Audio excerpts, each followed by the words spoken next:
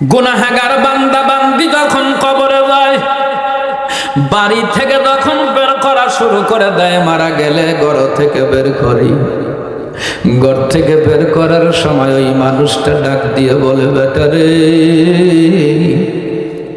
কেন আমাকে ঘর থেকে বের করো?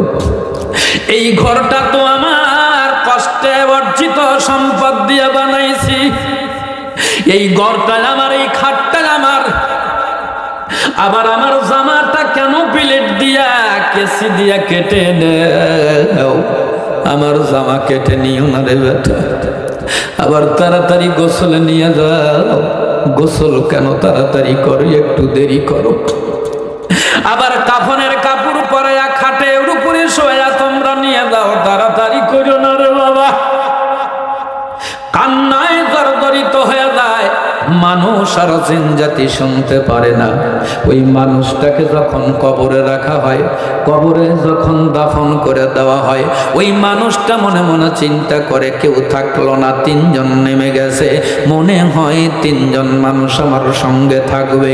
কিন্তু তিনজন মানুষ যখন উঠে পড়ে, ওই মানুষটাকে যখন মাটি দ্বারা চাপা দেওয়া হয়, ওই মানুষটা এত জোরে একটা বার চিৎকার মেরে দেয়। নবী জানায় জানো, ওই চিৎকারটা যদি দুনিয়ার কোনো মানুষ শুনতে পারত, ওই মুহূর্তে ওই মানুষটার কানের তালা ফাইটা ওই মানুষটা দুনিয়া থেকে বিদায় হয়ে যেত।